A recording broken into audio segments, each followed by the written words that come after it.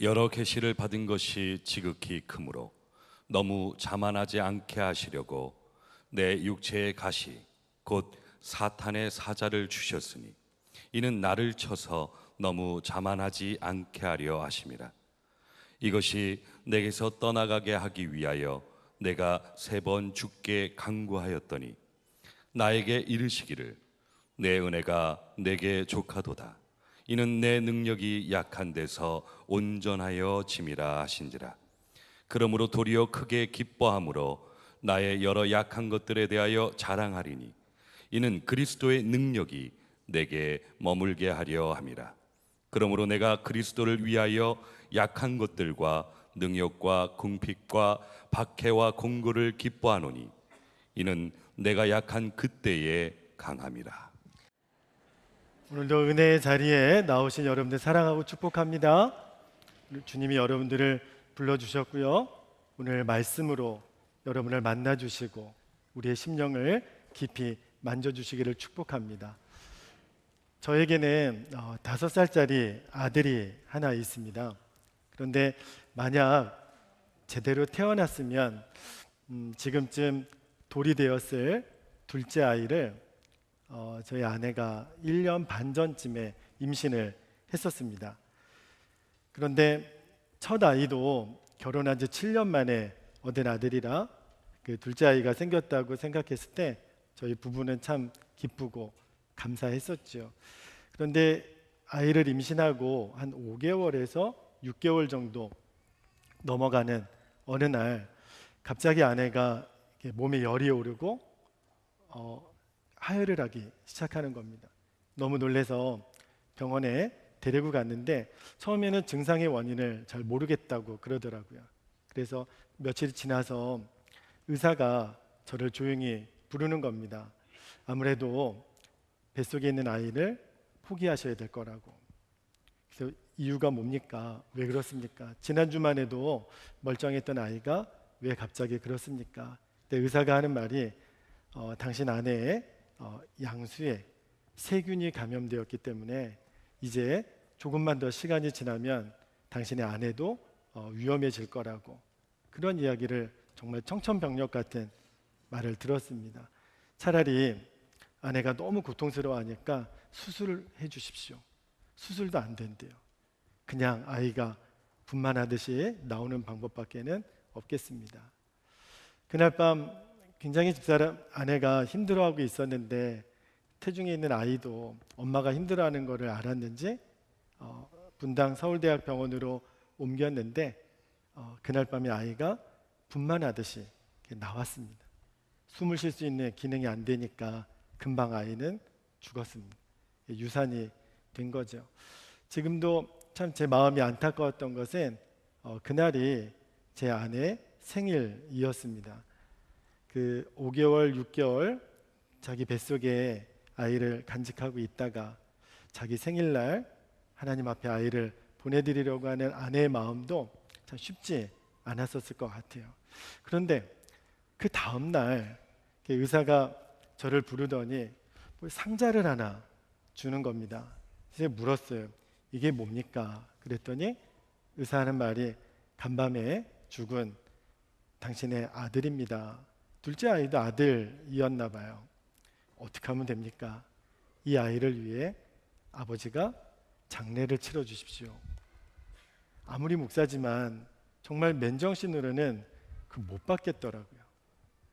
떨리는 손으로 받아 가슴에 안고 제가 수많은 성도들의 장례를 치르기 위해서 성남화장터에 많이 갔지만 이런 일로 제가 화장터에 갈 줄은 몰랐습니다. 아이를 안고 성남화장터에 올라갔습니다. 아이의 이름이 없었어요. 그래서 그 안내판에 누구누구의 사사나 이렇게 안내판에 떠더라고요. 누구누구의 아버지 오시라고.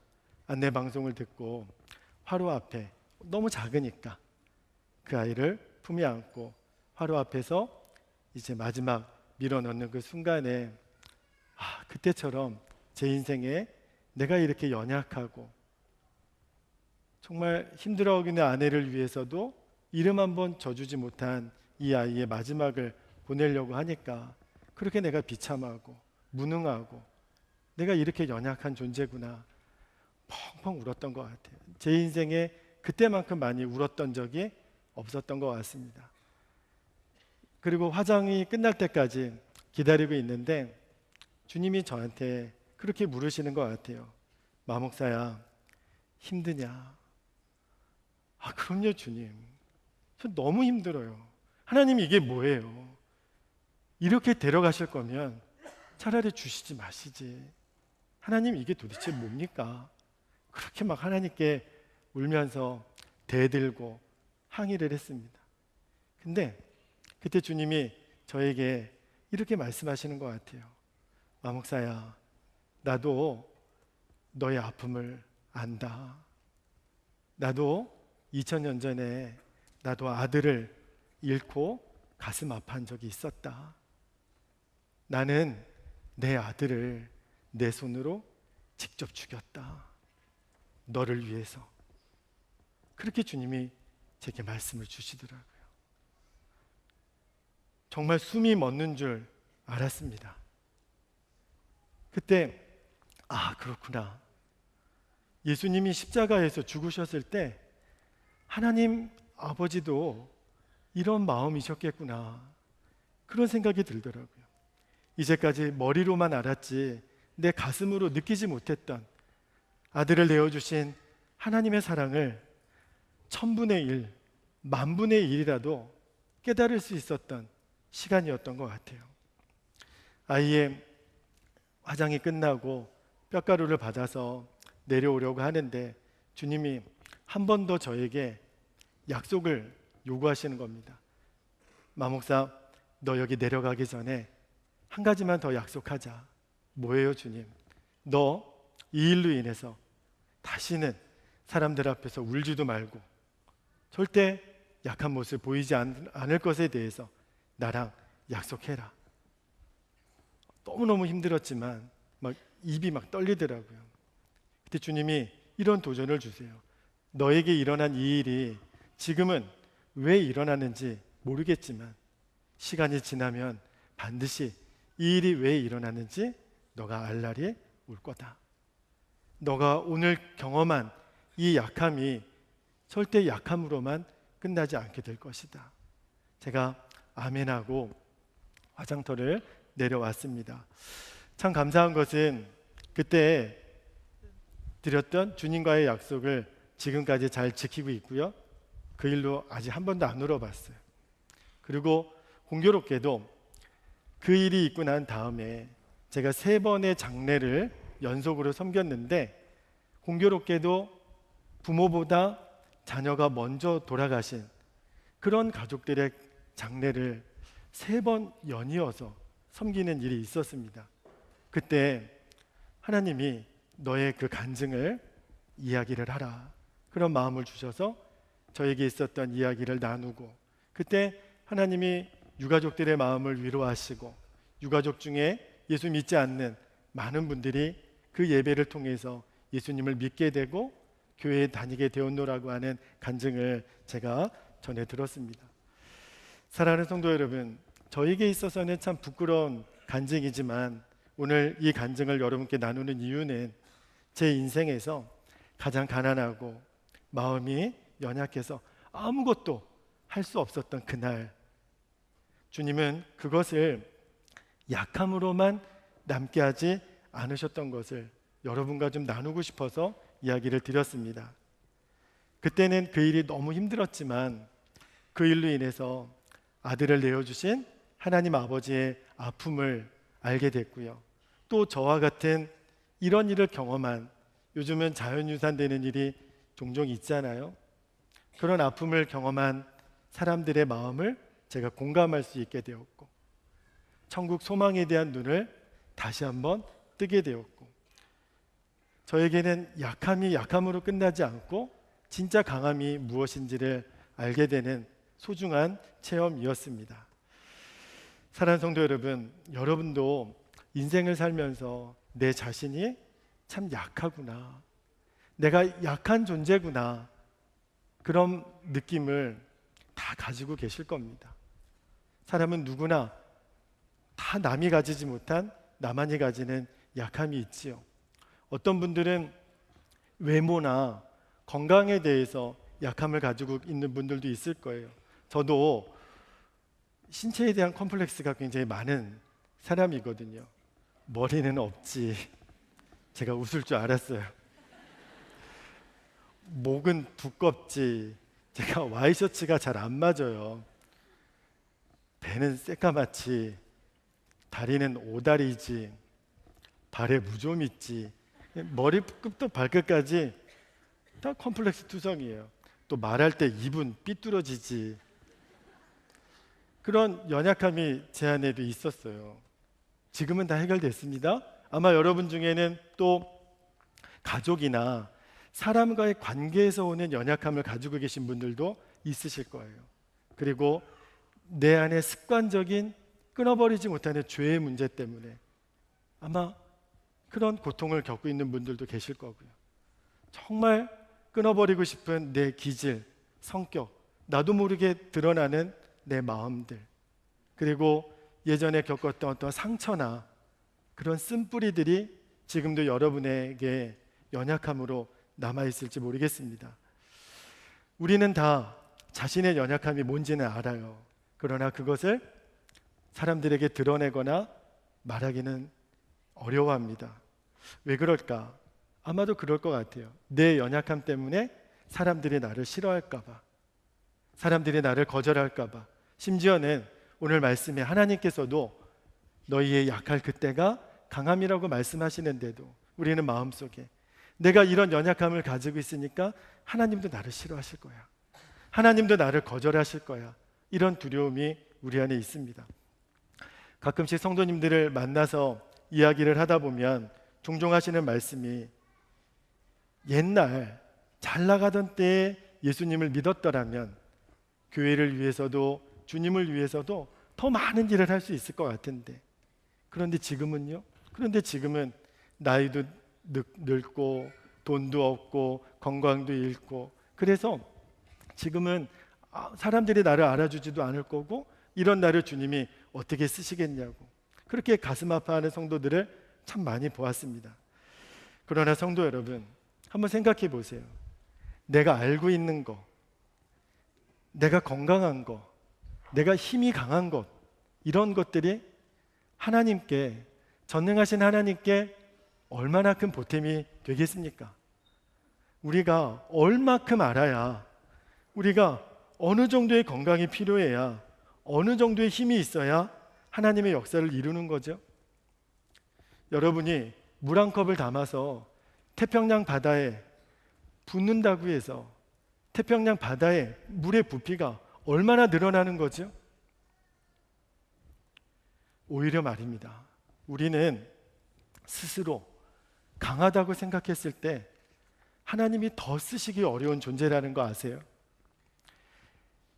하나님께서 인생의 최고의 절정기에 있었던 40세의 모세를 광야로 내모십니다. 그가 살인자의 형을 받아서 도망을 가지요. 그런 그가 인생의 가장 밑바닥에 있었던, 목동이 되어서 양을 치는 그 밑바닥 인생을 살고 있었던 80의 나이에 하나님이 모세를 다시 부르십니다.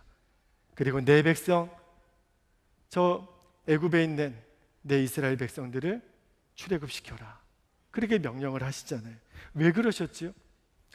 왜 40대 때 모세는 안 쓰시고 80의 모세를 쓰신 거죠?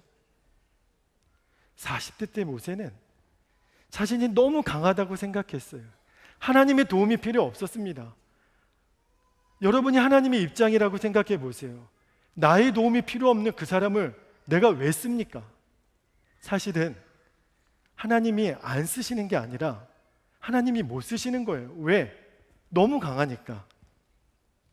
오늘 본문에 등장하는 사도 바울의 유대식 이름이 사울입니다. 사울이 변하여 바울이 됐지요. 사울의 이름의 뜻이 뭔지 아십니까? 큰 자, 강한 자라는 뜻이에요. 사울은 이름처럼 강했습니다. 자랑할 게 굉장히 많았어요. 그는 태어날 때부터 유대인이었지만 로마 시민권자였어요. 당대에 최고 학문이었던 가말리엘 문화에서 공부했고 유대의 가장 귀한 지파였던 베냐민 지파의 후손이었습니다. 그는 31살 나이에 사내들인 공회의 의원이 될 정도로 엘리트 중에 엘리트였습니다. 상위 0.1% 안에 드는 최고의 스펙을 가졌던 사람이에요. 그런데 이렇게 강하고 이렇게 자랑할 것이 많았던 사울이 했던 일이 뭔지 아십니까? 그는 예수님을 믿는 사람들을 잡아다가 죽이는 일을 했어요. 그게 사울이 했던 일이에요. 그는 자신이 하나님을 위해서 일을 했다고 하지만 그러나 실은 하나님을 대적하는 일이었어요. 강한 사울은요, 하나님께 쓰임받기는커녕 하나님의 일에 방해만 있었을 뿐입니다. 저는 여러분이 어떤 약함을 가지고 계신지 모르겠어요. 그러나 오늘 이 자리에 앉아있는 여러분이 어떤 약함, 어떤 상처를 가지고 왔든지 그 약함을 내게 주신 하나님의 계획을 오늘 알게 하시는 날이 되기를 축복합니다. 예배를 마치고 나아갈 때 여러분이 이런 고백을 하실 수 있게 되기를 축복합니다. 그렇군요, 주님. 나에게 주신 이 약함이 하나님의 선물이었군요. 이렇게 되시기를 축복합니다. 약한 것이 축복이에요. 약한 것이 능력입니다. 저는 어렸을 때부터 저희 집안이 가난했던 것이 참 싫었습니다. 형제는 왜 이렇게 많은지. 제가 6남매 막내거든요. 더 많으신 분들은 축복합니다. 부모님은 또 왜 이렇게 못 배우셨는지. 저희가 어렸을 때 학교에서 가정 실태 조사 이런 거 했었죠. 그러면 꼭 거기에 집안의 경제 상황, 상중하, 부모님의 최종 학력 이렇게 적는欄이 있어요. 이런 걸 왜 조사하는지. 그냥 중상, 초등학교도 제대로 못 나온 부모님 그냥 고졸, 이렇게 거짓말로 써서 내곤 했습니다. 방 하나에 8명의 식구가 다 누워서 잤던 그 기억이 지금도 아련히 나요. 제가 신학대학에 들어가고 나서부터는 부모님이 신앙생활을 했지만 여전히 저희 6남매 중에 4명은 아직도 신앙을 등지고 있고, 형님들은 왜 그렇게 평생 부모님의 속을 썩이는지, 그렇게 우리 가족을 힘들게 하는지. 내가 장남이라면 데려다가 때려서라도 사람 만들고 싶은데 그러지도 못하겠고, 한쪽 눈을 실명한 큰형님, 어릴 때 소아마비로 지금도 다리 하나를 못 쓰는 큰 누님을 위해서 목사 동생이지만 해줄 수 있는 게 아무것도 없더라고요. 너무 제 자신이 무능하고 미워서 울기도 참 많이 울었습니다. 신학교 다닐 때 집에서 교회가 너무 머니까 새벽 예배는 드리고 싶어서 밤에 막차를 타고 교회에 가서 교회 찬 바닥에 방석 깔고 누워 자고 새벽 예배 드리고 라면 끓여 먹고 지하철 타고 학교 갈 때 아버지가 큰 교회 목사님이셔서 자가용 타고 가시는 그 아들 전도사님 보면서 왜 우리 아버지는 목사가 아니었는지, 어느 분은 아버지가 목사여서 팔자에도 없는 목사가 됐다고 얘기하는 분도 있으시던데, 저는 왜 우리 아버지는 목사가 아닌지, 왜 아버지는 나에게 그런 혜택을 주지 않으셨는지. 그런데 하나님의 은혜가 참 놀랍죠. 물론 이 자리에 목사 자녀들도 있으시겠지만 용서하시고 들으세요. 훌륭한 가정이지요. 그러나 하나님의 은혜가 놀라운 것이, 만약에 제가 원했던 대로 모든 조건을 가진 가정에서 제가 태어났더라면 지금처럼 우리 가족들을 위해서 그렇게 많이 기도했을까? 온 가족이 신앙생활을 다하지 못하는 성도들의 아픔을 내가 이해할 수 있었을까? 경제적으로 너무 어려워도 믿음 하나 붙들고 그렇게 몸부림치며 살고 있는 우리 성도들을 똑같은 눈높이에서 바라볼 수 있을까? 못했을 것 같아요. 이해하지 못했을 것 같아요. 예수님을 바라보는 믿음의 눈이 열리고 나니까 저에게 허락하신 수많은 연약함들, 어렸을 때 가난했던 거, 그렇게 원망스러웠던 부모, 제게 주어진 모든 수많은 연약함들이 이제는 수치스럽고 창피하고 미운 것이 아니라 그것이 나에게 주신 하나님의 선물이구나 하는 것을 깨닫게 됩니다. 오늘 9절 말씀에 하나님이 바울에게 이렇게 응답하십니다. 바울아, 내 은혜가 너에게 족하도다. 이는 내 능력이 약한 데서 온전하여 짐이라. 여러분, 그렇게 없애달라고, 그렇게 가져가달라고 하는 여러분의 연약함, 그런데도 가져가시지 않는 연약함이 여전히 여러분에게 존재한다면 그러면 기뻐하십시오. 감사하십시오. 하나님이 역사하실 것입니다. 하나님이 여러분의 연약함을 쓰실 거예요. 절대로 슬퍼할 일이 아닙니다. 오늘 10절 말씀에 보니까 바울이 이런 고백을 합니다. 맨 마지막 부분에 내가 약한 그때의 강함이라. 저는 이 말씀을 읽으면서 약한 때가 강함이라 이해가 안 되는 거예요. 여러분, 약한 건 약한 거지 약한 게 뭐가 강한 거예요? 약함이 어찌 강함이 됩니까? 사도 바울은 뭘 그렇게 자랑할 게 없어서 자기의 약한 것을 자랑하느냐 말입니다. 이해가 안 되더라고요.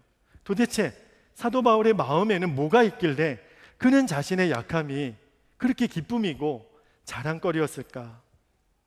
말씀을 묵상하다가 사도 바울은 자신에 있는 약함 때문에, 도무지 해결할 수 없는 그 약함 때문에 주님을 더욱 바라본 사람이었습니다. 그래서 약함이 강함이 되는 거예요. 약함이 약함으로 끝나지 않고 그 약함 때문에 우리가 주님을 정말로 바라볼 수 있게 된다면 그 약함은 강함이 됩니다. 사실 우리의 진짜 문제는 약해서가 아니에요. 너무 강해서 문제지요. 여러분, 우리가 정말 약하다라고 하는 것을 깨달았다라고 하는 증거가 뭐지요? 우리가 겸손한 사람이 되는 겁니다. 오늘 본문 7절 말씀에 보면 하나님께서 바울에게 육체의 가시, 사단의 사자를 주었다라는 말씀이 나와요. 성경학자들은 그게 바울이 안질이었을 것이다, 간질이었을 것이다, 아니면 뭔가 말 못할 그런 질병이 있었을 것이다. 어쨌든 사도 바울은 자기에게 있는 이 육체의 가시가 제발 사라지게 해달라고 3번이나 간구했습니다. 3번이나 간구했다라는 것은 딱 3번만 기도했다는 뜻이 아니에요. 3이라는 숫자는 완전 숫자잖아요. 하나님께 그렇게 간절히 기도했다라는 겁니다. 하나님, 제발 이 육체의 가시를 제게서 좀 가져가 주세요. 그런데 하나님이 거절하십니다. 하나님이 응답해 주지 않으세요. 그런데 바울이 나중에 깨닫기를 하나님이 나에게 이 육체의 가시를 주신 이유를 그가 7절 말씀에서 그것도 2번이나 이렇게 고백합니다. 나를 쳐서 너무 자만하지 않게 하려 하심이라. 그렇구나. 하나님이 우리에게 약함을 주시는 이유가 있구나. 이 약함이 없어지면 너무 좋을 것 같은데 이 약함이 없어지는 그 순간에 내가 얼마나 교만한 사람이 될 것을 누가 아세요? 하나님이 아시니까. 잘 아시는 것처럼 예수님을 제외하고 사도 바울처럼 크고 놀라운 기사와 이적을 행했던 사람이 누가 있습니까? 사도 바울처럼 온 세상을 다니면서 주의 복음을 전했던 사람이 누가 있어요? 사도 바울은 신약 27권의 성경 중에 13권, 14권, 반 이상을 기록한 사람이에요. 성경을 기록한 사람입니다. 그는 가는 곳마다 병자를 고치고 귀신을 쫓아냈던 사람이에요. 여러분, 교만해질 가능성으로 보면 바울만큼 교만해질 가능성이 높은 사람이 어디 있겠어요? 사람이 말입니다, 아무리 겸손해지려고 노력해도 우리 인간의 본성은 조금만 높아질 거리가 생기면 입으로는 주님이 하셨습니다라고 고백은 하지만 우리의 마음은 내가 인정받고 싶고, 사실은 내가 한 거지요. 내가 좀 그런 사람입니다. 이렇게 말하고 싶은 유혹이 우리 안에 얼마나 많은가요? 하나님이 아셨어요. 바울이 어떤 사람인 것을. 하나님이 그에게 육체의 가시를 걷어가지 않으셨습니다. 그리고 도무지 부인할 수 없는, 세상 사람들이 다 아는 육신의 연약함을 바울에게 주셨습니다. 7절 바울의 고백을 보면 바울도 알고 있었던 것 같아요. 내가 이 육신의 가시가 없었다면 내가 얼마나 교만한 사람이 됐을 줄 바울도 알고 있었습니다. 바울은요, 이 모든 교만함을 자신에게 주신 이 육체의 가시 때문에, 그 연약함 때문에 이길 수 있었습니다. 그는 정말 겸손한 사람이 됐어요. 사도 바울이 그의 서신서마다 꼭 마무리할 때마다 늘 고백하는 고백이 있습니다. 그게 뭐지요? 나의 나된 것은 하나님의 은혜입니다. 자랑할 게 없어진 거예요. 교만할 건덕지기가 없어진 겁니다. 여러분, 24시간 주님 바라보는 사람, 예수님 한 분이면 충분한 사람, 정말 겸손한 사람이 되지 않으면 이런 고백은 할 수가 없지요.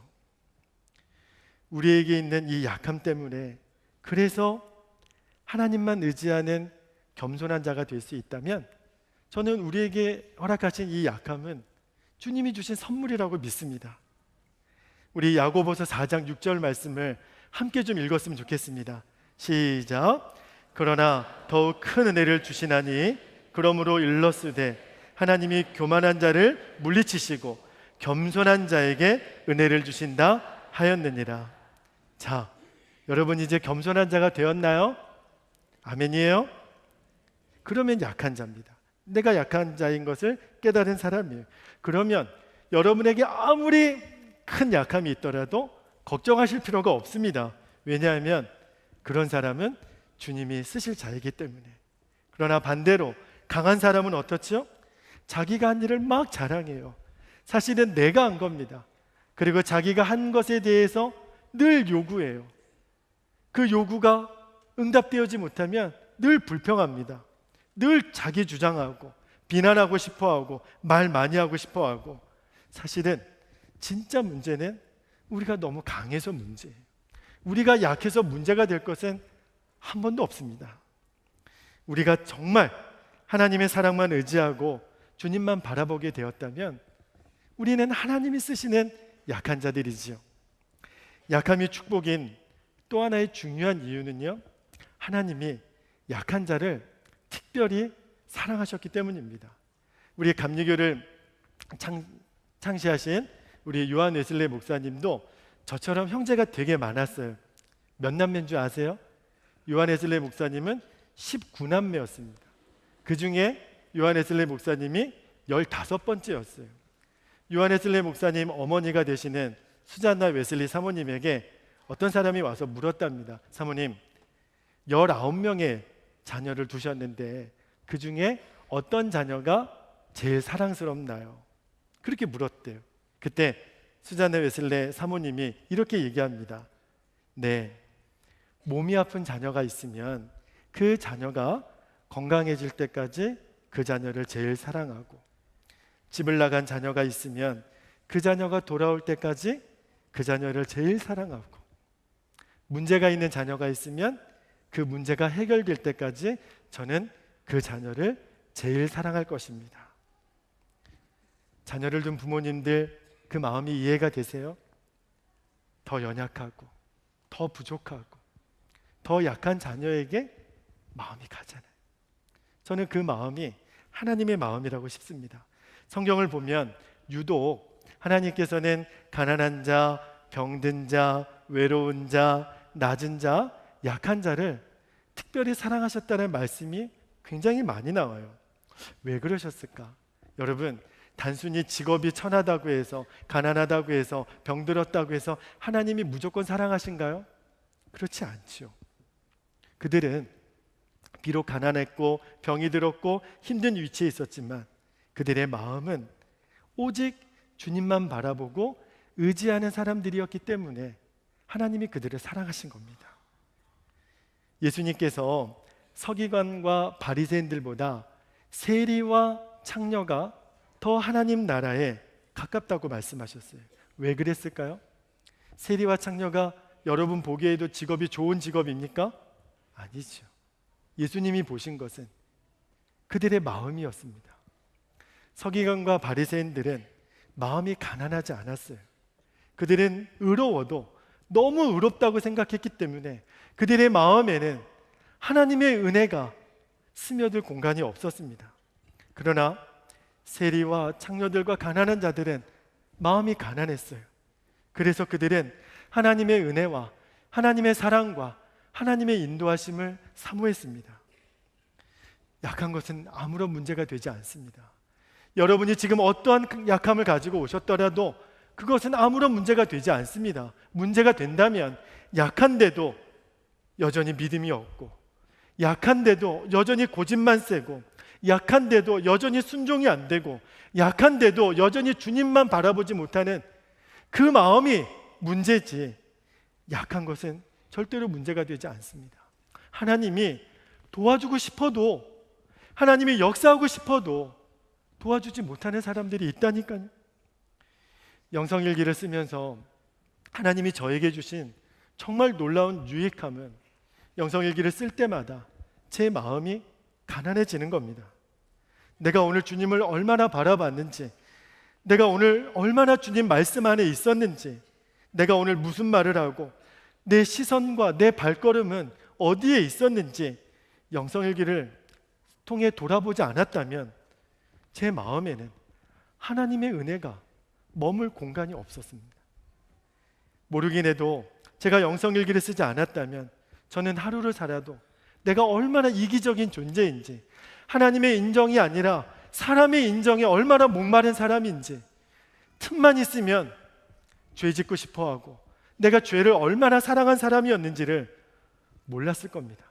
영성일기를 정말 제대로 쓰고 나서야 하나님 앞에 얼굴을 제대로 들고 기도하지 못했던 세리, 바리새인들은 두 손을 들고 사람들이 많은 골목 어귀에서 기도했지만 감히 하늘을 우러러 얼굴도 들 수 없었던 그 세리의 마음이 이 마음이구나, 내가 그런 존재구나. 그렇게 제 마음을 오픈하고 나니 하나님의 은혜가 제게 임하는 것을 느꼈습니다. 사랑하는 성도 여러분, 오늘 우리가 지닌 연약함 때문에 여러분의 마음이 정말 가난해서 주님을 정말 온전히 바라볼 수 있다면 여러분의 마음은 하나님의 은혜가 임하는 지성소가 될 것입니다. 오늘 본문 9절 말씀에서 사도 바울은 고백합니다. 나의 여러 약한 것들에 대하여 자랑하리니 이는 그리스도의 능력이 내게 머물게 하려 함이라. 이제는 바울에게 로마의 시민권도 의미가 없어요. 그가 공부한 사내들인 공회의 직분을 가진 것도, 가말리엘 문화에서 공부한 것도, 그가 베냐민 지파인 모든 기득권도 이제 의미가 없습니다. 주님 없는 모든 것이 얼마나 약하고 헛된 것인지를 알고 나니까 그 다음에 사도 바울이 한 일은 단 하나, 24시간 주님 바라보는 것 외에는 그가 할 일이 없었어요. 나의 믿음의 주여, 나를 온전하게 하시는 이인 예수님만 나는 바라봅니다. 그것이 사도 바울의 고백이었습니다. 그래서 사도 바울은 내가 약할 때가 곧 강함이라고 오늘 증거하는 겁니다. 이 비밀을 깨달은 바울이 그 뒤로 얼마나 많은 주의 기사와 이적을 행했나요? 여러분, 예수님의 십자가는 그 당시 최고의 부끄러움이었고 최고의 약함의 상징이었습니다. 그러나 예수님은요, 그 약함을 통해서 이 땅에 있는 모든 이름 위에 뛰어난 이름이 되셨습니다. 예수님의 십자가와 함께하는 약함은 더 이상 약함이 아닙니다. 하나님은 우리의 약함을 통해서 마침내 그 부활의 영광을 체험하게 하실 거예요. 그 약함을 통해서 여러분에게 정말 강한 것이 무엇인지를 알게 하실 것입니다. 명심하십시오.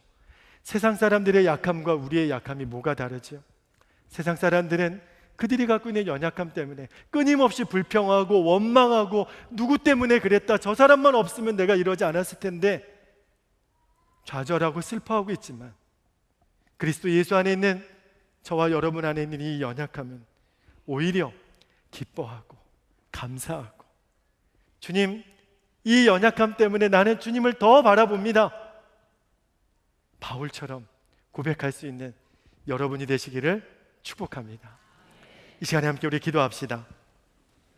우리 합심해서 통성으로 기도하기를 원하는데, 오늘 여러분이 어떠한 연약함을 가지고 오셨더라도 이 시간에 주님 앞에 그 연약함을 있는 모습 그대로 가지고 나오십시오. 여러분이 지니고 있는 그 연약함은 더 이상 수치스러운 것도 아니고 부끄러운 것도 아닙니다. 주님께서는 당신의 능력이 우리의 약한 데서 온전하여질 것이라고 말씀하셨습니다. 약함으로 인하여 우리는 진짜 겸손을 배우게 될 것입니다. 약함으로 인하여 우리들의 심령은 주님의 은혜가 임하는 지성소가 될 것입니다. 약함으로 우리는 더욱 주님만을 바라보는, 주님만을 의지하는 자가 되게 하실 것입니다. 약함이 축복이 되는 역사가 여러분 안에 있기를 축복합니다.